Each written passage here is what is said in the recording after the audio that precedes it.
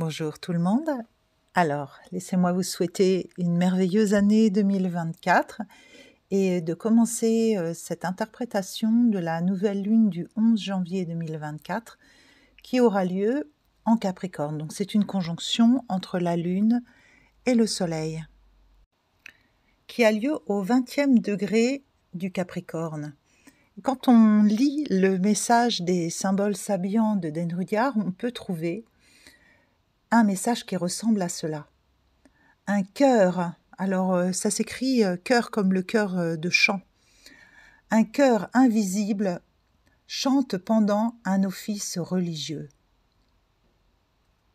Remplir sa vocation créatrice en participant à une action collective consacrée à la perception transcendante de l'unité. Alors pour démarrer très fort directement, nous mettre dans la transcendance, nous permettre d'aller dans l'harmonie supranaturelle du ciel. Écouter la musique des sphères. Le chœur représente aussi l'unité, la multitude et la polyphonie de la communauté à son stade transcendant de parfaite harmonie. En cette harmonie, l'individu sorti de son ostracisme égotique pour élever sa conscience trouve l'accomplissement dans une solidarité transpersonnelle. À la fin de l'audio, je vous parlerai un petit peu de ce que c'est que le 8, le lemniscate, se retrouver dans une année 8. Là, j'ai envie de commencer un petit peu en creusant ce que c'est que la transcendance. Donc, il serait question dans la transcendance de se relier à une chose, une cause ou une émotion, un souffle différent de soi qui élève de par sa qualité supérieure. Il y a comme un appel à rejoindre une limite vaste et indéfinissable. C'est une aspiration, une envie qui guide vers des sphères déployées, irrésistibles, ascensionnelles. Cela s'exprime à l'extérieur de soi, tandis que nous sommes fondamentalement immanents, c'est-à-dire tournés vers ce qui a son principe en soi, en nous. Dépasser le monde sensible et s'élever au-dessus.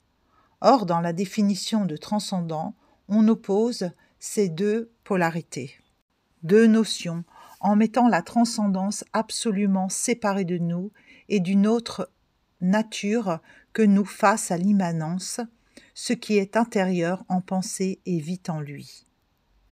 Or, ce que je ressens aujourd'hui dans la proposition de cette nouvelle lune, ce serait plutôt l'appel transcendantal de notre être, le cœur cette fois, et le cœur avec un CH, à se relier à la source de création, origine, présence absolue, abstraite à nos esprits humains, et là, oui, par nature, l'appel vient de l'extérieur et nous attire et nous inspire.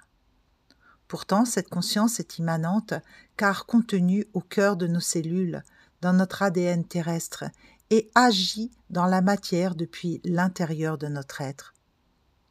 Aussi, la proposition que je reçois serait de laisser fusionner les deux principes afin de ne plus ressentir la douloureuse séparation qui engendre les souffrances. Eris, la belle astéroïde qui projette de la discorde pour retrouver l'unité, invite avec son retour en marche directe à cette nouvelle lune. Au moment où la lune repart le 13 janvier, elle nous montre le chemin de joie et de réconciliation intime afin de nous accorder des noces mystiques avec nous-mêmes dans nos polarités et ressentir la non-dualité, la vie précieuse et une qui bat dans chaque cellule de nos corps.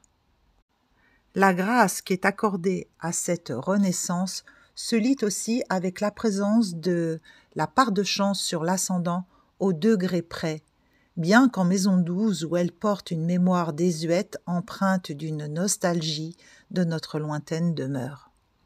Chiron sur l'ascendant ouvre les portes de la guérison et montre la blessure identitaire égotique en bélier du « moi-je » qui s'ignore ou se méprise. La conjonction avec le nœud nord montre la direction, l'appel qui se poursuit depuis plusieurs mois à s'offrir à soi et en soi la plus parfaite attention d'amour. Moi, j'ai droit, je mérite, je suis, j'existe, je m'accomplis. Je, acronyme de être joie. Dans ce moi d'abord, il n'est nullement question d'individualisme, de repli égoïste. Il est proposé de s'occuper de ses racines, de son corps, de ses corps lumineux, et d'oser l'éros, la rose, qui sont eux des anagrammes du respect inaliénable, indiscutable, qui nous est offert comme droit de naissance. Nous venons d'une Sud en balance qui montre en maison 7 que nous nous sommes perdus dans l'autre, le couple. Nous nous sommes perdus dans la vie, la pensée intellectualisée, l'abstraction, et avons oublié que nous venions d'une seule et même source, la graine de vie qui fait gronde chaque création. Éris trône sur l'ascendant en bélier et nous ramène à ce désir de fusion et d'amour à l'unité. Il n'y a aucune équivoque dans ce message et Jupiter, le grand bénéfique, qui est redevenu direct au 1er janvier, pose son énergie d'expansion sur cette renaissance. Il baigne d'un soleil gazeux, la période qui s'ouvre de ce cycle lunaire, nous rappelant la force d'amour qui sous-tend les processus que nous traversons. Il prépare sa conjonction, la rencontre avec Uranus, qui aura lieu en avril, et ce sera comme un détonateur pour une plus haute et vibrante ouverture de conscience. Sur Terre, pour nous, les humains, accompagnés de tous les mondes subtils qui nous entourent. Sedna, l'astéroïde du lointain cosmos et qui met plus de 12 000 ans à faire sa révolution solaire, est le membre le plus distant connu du système solaire découvert il y a 20 ans et passe la plupart de son temps dans des régions de l'espace que les astronomes tenaient pour vides. Fait de déserts glacés, elle est le nom d'une déesse inuite de l'océan Arctique. Pourtant, elle est l'un des objets les plus rouges du système solaire. Elle semble nous parler de transformation, déesse des océans qui aurait été trahie et qui se serait perdue dans le sacrificiel.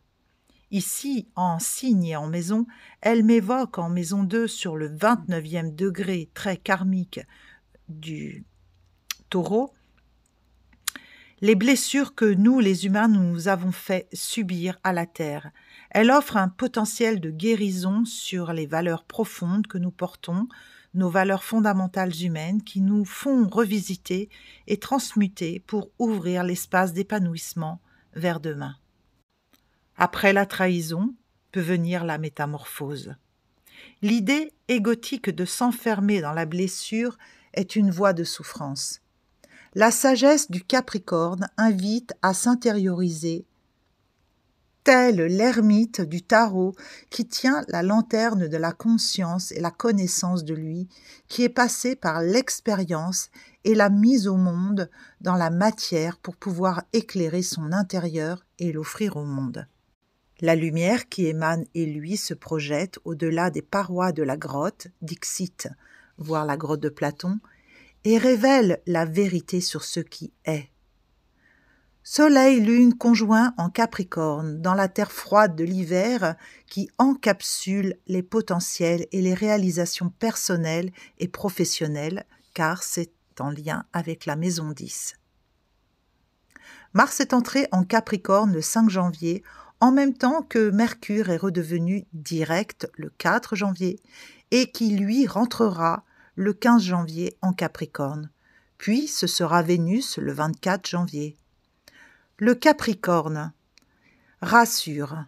C'est le père qui ouvre les bras et dit à son enfant « Ici, rien ne peut arriver de grave car je veille sur toi. » Pourtant l'enfant, inquiet, sujet à l'insécurité, voit l'agitation de ce monde et peut douter de la force tranquille de son père et peiner à s'abandonner en sa force.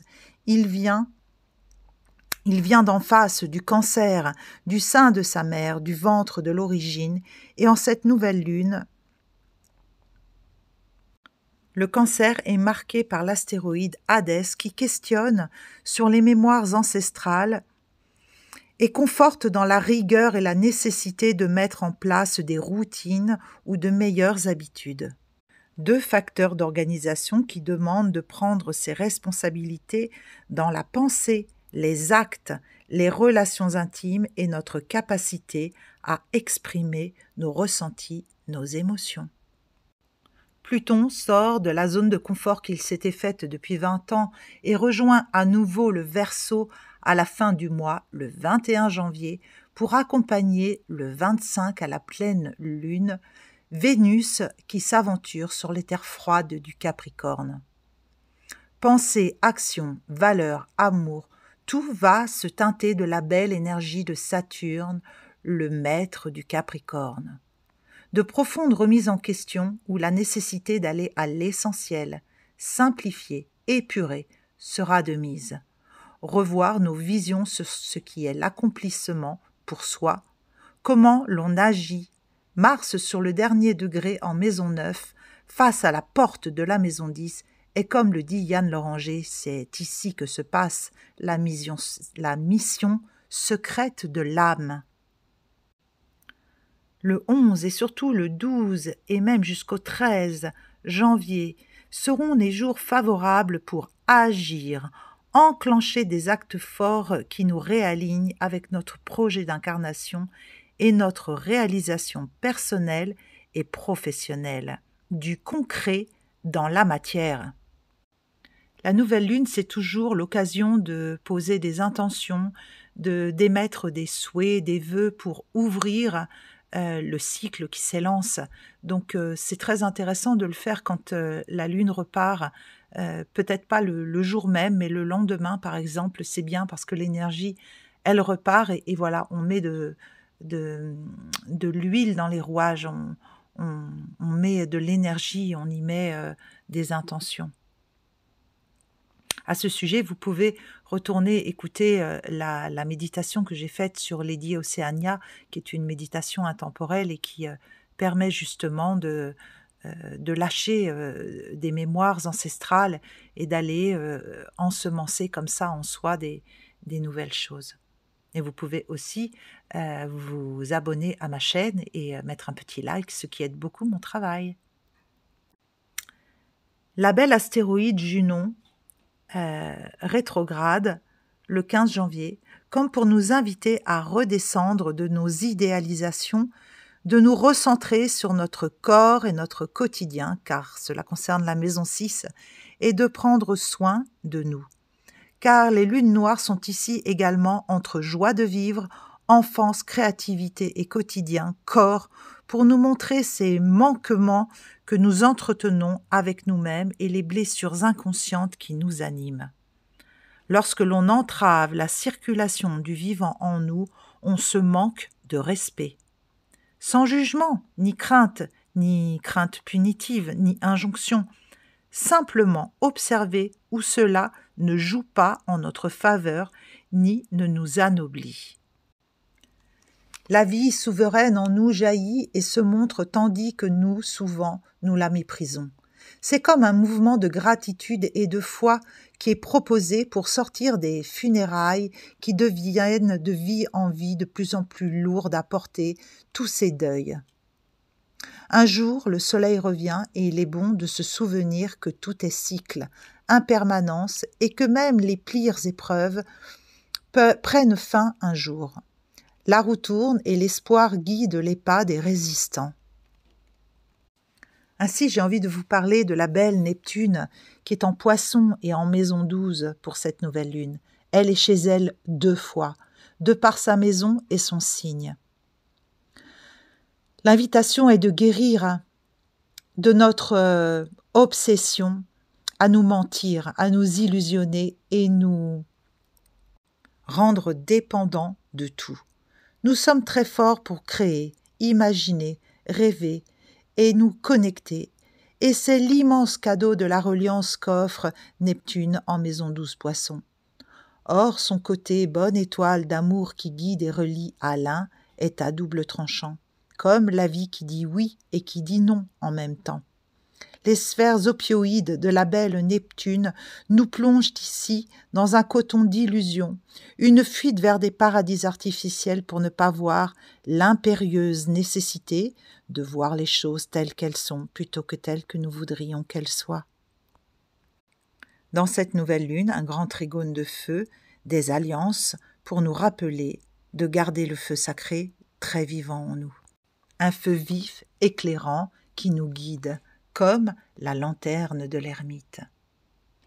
Il y aurait tellement de choses à dire encore. Je sens une énorme opportunité de guérison qui vient de Vénus et invite le yin en chacun de nous à exprimer sa sensibilité, son authenticité, sa vérité nue et décomplexée. Se dire, se montrer, s'assumer pour renaître, car c'est sur l'ascendant, et renaître plus vrai. Sortir des carcans, des dogmes, et l'apex de la nouvelle lune à l'ascendant et à la maison 7 m'invite à vous encourager à l'ancrage, la purification dans vos relations et pour vous présenter au monde avec sincérité. Quand Pluton va entrer en Verseau, il va réactiver le collectif et faire des pétaudières dans les groupes et nations. Mais nous en reparlerons. Parce qu'il va rester en Verseau, puis repartir, puis il y retournera seulement en fin d'année. Donc on est vraiment encore dans toutes ces tentatives de démarrer des choses et puis cette nécessité impérieuse de finir de nettoyer les fonds de cave en fait. Pluton va devenir un grand sujet dans les 20 prochaines années, car il va révolutionner les technologies. Déjà on voit avec l'intelligence artificielle, les monnaies numériques, la face du monde va changer. Préparons-nous en cette première nouvelle lune de l'année 2024 qui va être extrêmement exigeante, à vivre de grands bouleversements à tout niveau dans le monde. En s'appuyant sur la sagesse des étoiles et de Saturne, du Capricorne, et bien sûr tout ce qui nous vient des mondes invisibles, nous pouvons puiser dans la terre de nos ancêtres une force, un amour infini qui peuvent nous montrer la voie à suivre. La sagesse, c'est savoir et accepter de se taire et s'asseoir et rayonner à partir du cœur, transmettre par imprégnation. Lâcher le vieux monde, sachant que pour entrer dans l'expérience du renouvellement, on ne peut faire autrement. L'ère du Verseau prend forme, à nous de façonner selon nos valeurs humaines ou pas, à nous de la façonner. Aussi, je finirai en disant que cette nouvelle lune invite à prendre en profondeur ses responsabilités en tant qu'humains incarnés pour rayonner l'unité dans nos corps de chair. À présent, le 8 me fait penser au papillon des étoiles. Ça me rappelle un livre de Bernard Werber, mais ça n'a en vrai pas trop de lien, quoique peut-être faut-il le chercher. Le lemniscate que je ressens ici, c'est comme l'éveil du cœur et de la parole consciente. Deux cercles, tels la dualité qui se croisent et font passer d'un état à un autre. Il n'est plus temps de tourner chacun en rond dans nos propres cercles, mais d'accepter les jonctions entre nous. C'est aussi la danse des polarités, le point sensible de rencontre avec l'un, le croisement.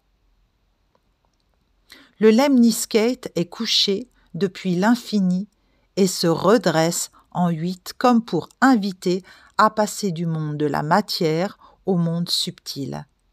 Un seul point touche les mondes et c'est par lui qu'il faut passer comme dans le chat de l'aiguille.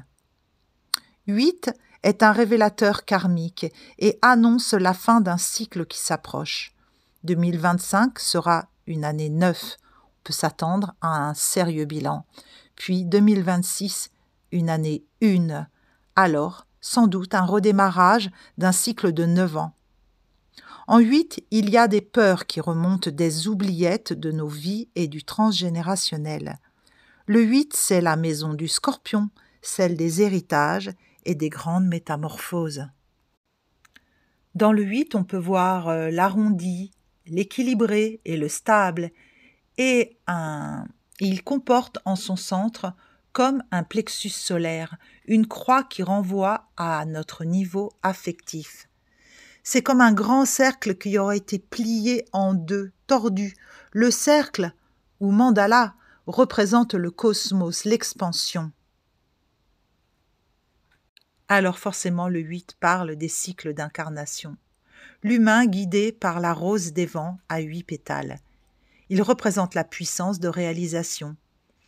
Il a de la maturité et une forte capacité d'autodiscipline, comme le maître Saturne qui trône aussi dans cette lunaison en Poisson.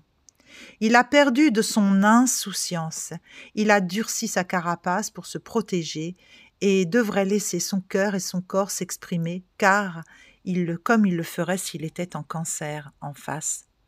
Le 8 ressemble à cette énergie capricorne et saturnienne, car il porte une stabilité, une force énergétique, un côté rassurant, fiable et une solidité apparente. Il peut avoir des côtés exigeants et parfois durs et froids. Il cache sa bienveillance et sa bonté compatissante, son côté protecteur et de guide confirmé. Il est aussi grand 8 qui fait s'affronter à ses peurs entre audace et mal au cœur. Il invite en année 8 à trouver son centre entre ce qui est en bas, ce qui est en haut. Le sablier peut le représenter aussi. Il est très puissant, un côté qui tout double. Attention aux excès en année 8. Je vais m'arrêter là pour cette interprétation de nouvelle lune. Je vous souhaite un cycle joyeux, un cycle puissant, d'ouvrir votre année dans la joie, dans la sérénité et bien sûr la paix du cœur. Une année qui s'annonce, comme on le pressent tous, comme tumultueuse et certainement confrontante. Alors ce serait vraiment une très très bonne idée que de se rassembler, de laisser les rancœurs le plus possible derrière nous et de nous unir dans la joie d'être des humains incarnés. Vous pouvez retrouver mes autres prestations, mes peintures d'âme, mes peintures de thèmes de naissance et toutes les prestations que je propose en m'envoyant un petit mail ou par la sensorialité des étoiles. Voilà, je vous souhaite à tous de passer une très belle porte d'ouverture de cette nouvelle lune et une très très très très douce et très belle année 2024. À bientôt. Hum.